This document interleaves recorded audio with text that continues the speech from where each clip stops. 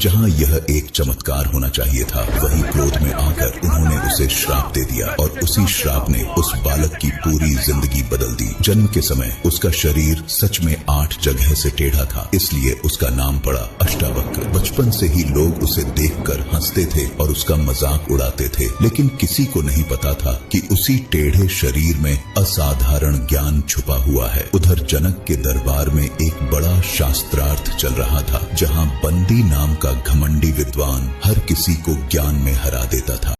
उसका नियम बहुत कठोर था, जो उसे हराएगा उसे 1000 स्वर्ण मुद्राएं मिलेंगी और जो हारेगा उसे नदी में डुबो दिया जाएगा। एक एक करके बड़े बड़े पंडित हारते गए और इसी शास्त्रार्थ में अष्टावक्र के पिता आर्षि कहोल भी पहुँचे। उन्हें विश्वास था कि वे जीतेंगे, लेकिन बंदी के सामने उनका ज्ञान कम पड़ गया और वे भी हार गए। नियम के अनुसार उन्हें भी नदी में डुबो दिया गया। समय बीतता गया, अष्टावक्र बड़े हुए और एक दिन उन्हें सच्चाई पता चली कि उनके पिता को शास्त्रार्थ में हराकर नदी में डुबो दिया गया था। यह सुनते ही उस बालक के भीतर एक संकल्प जाग उठा, जिसे दुनिया उसके शरीर के कारण कमजोर समझती थी। उसी ने निश्चय किया, मैं उस बंदी को हराऊंगा और अपने पिता को वापस लेकर आऊंगा। सिर्फ 12 साल की उम्र, 8 जगह से टेढ़ा शरीर, लेकिन हौसला अटूट। और फिर वह चल पड़ा अपने जीवन की सबसे बड़ी लड़ाई के लिए, जानका के दरबार की ओर, जहां उसका सामना होने वाला था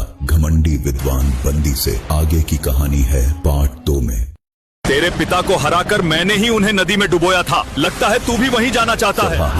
सामने खड़ा था वही टेढ़े शरीर वाला बालक अष्टावक्र, लेकिन किसी को पता नहीं था कि आज इसी सभा में इतिहास बनने वाला है। धीरे धीरे अष्टावक्र दरबार के बीच पहुँचे। पूरा दरबार उनके टेढ़े शरीर को देखकर हंस रहा था, लेकिन तभी अष्टावक्र खुद हंस पड़े और बोले, राजन, मैं तो यहाँ विद्वानों की सभा में आया था, लेकिन यहाँ तो चर्मकारों की सभा बैठी है। यह सुनते ही सभा तिलमिला उठी। बंदी क्रोध में बोला, जिसे ठीक से चलना तक नहीं आता वह मुझसे शास्त्रार्थ करेगा? जा, पहले सीधा खड़ा होना सीख, फिर मेरे सामने आना। अष्टावक्र ने शांत स्वर में कहा, जो लोग किसी मनुष्य के शरीर को देखकर उसके ज्ञान का मूल्य लगाते हैं, वे विद्वान नहीं होते, वे तो केवल चर्म पहचानने वाले चर्मकार होते हैं। अब सभा में मौन छा गया। राजा जनक बोले, यदि तुम इतने विद्वान हो तो बंदी के साथ शास्त्रार्थ करो। फिर शास्त्रार्थ आरंभ हुआ। वेद, धर्म और आत्मा पर गहरे प्रश्न उत्तर होने लगे। कुछ समय बाद अष्टावक्र ने पूछा, यदि आत्मा शुद्ध और साक्षी है तो कर्मों का बंधन किसे होता है? यह सुनते ही सभा में सन्नाटा छा गया। बंदी ने कई तर्क दिए, लेकिन अंत में वह निरुत्तर हो गया और सब समझ गए कि विजय अष्टावक्र की हुई है। तब बंदी बोला, मैं वरुण देव का पुत्र हूँ। जिन विद्वानों को मैं नदी में डुबोता था उन्हें मारता नहीं था, बल्कि वरुण लोक में यज्ञ के लिए भेजता था। इतना कहते ही नदी से सभी अर्श सुरक्षित लौट आए, जिनमें अर्श कहोल भी थे। उन्होंने अष्टावक्र से कहा, पुत्र, आज तुमने सिद्ध कर दिया कि सच्चा ज्ञान शरीर में नहीं बल्कि बुद्धि और आत्मा में होता है। उसी दिन राजा जनक ने अष्टावक्र को अपना गुरु मान लिया, क्योंकि उस 12 वर्ष के बालक ने पूरी सभा को सिखा दिया कि सच्चा ज्ञान रूप से नहीं,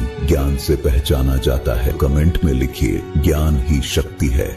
एक ऐसा मंदिर जिसका द्वार मंत्रों से लॉक किया गया है। कहा जाता है कि जब एक बार कुछ पंडित उस द्वार को खोलने गए तो अचानक कई जहरीले सांप प्रकट हो गए और उन्हें वहां से भागने पर मजबूर कर दिया। यह कहानी है केरल के पद्मनाभ स्वामी मंदिर की। इस मंदिर के भीतर 6 गुप्त तहखाने हैं। इनमें से 5 तहखानों को खोला जा चुका है, लेकिन आज भी एक रहस्यमयी द्वार ऐसा है जो अब तक बंद ही पड़ा है। उस द्वार पर नाग की आकृति बनी हुई है। जब पहले 5 दरवाजे खोले गए तो उनके भीतर मिला सोने का सिंहासन, हीरे जवाहरात, सोने की मूर्तियां और असंख्य प्राचीन सिक्के। यह धन करोड़ों नहीं बल्कि अरबों का बताया जाता है। इन खजानों को देखने के बाद एक दिन पंडितों ने 6ठा दरवाजा खोलने का प्रयास किया, लेकिन जैसे ही वे आगे बढ़े अंदर से भयानक सांपों के फुफकारने की आवाजें आने लगी। वह आवाज इतनी डरावनी थी कि वहां मौजूद साधु और पंडित भय से कांप उठे और तुरंत पीछे हट गए। उस दिन के बाद से वह द्वार आज तक नहीं खोला गया। मान्यता है कि अगर इसे सही विधि और सही मंत्रों के बिना खोला गया तो यह सिर्फ मंदिर के लिए नहीं बल्कि पूरी मानवता के लिए महाविनाश का कारण बन सकता है।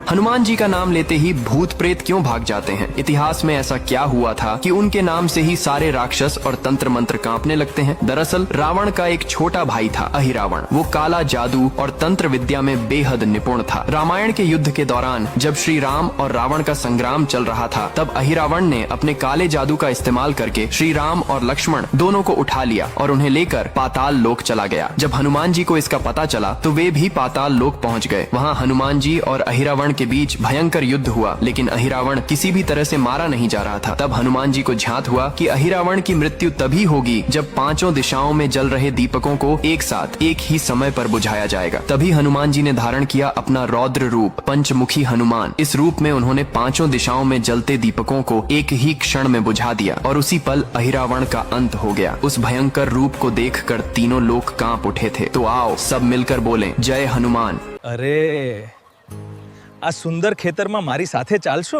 ઓહો ચોક્કસ. જો તમને આ વિડિયો ગમ્યો હોય તો લાઈક અને શેર કરજો. સબસ્ક્રાઇબ કરવાનું ભૂલતા નહીં.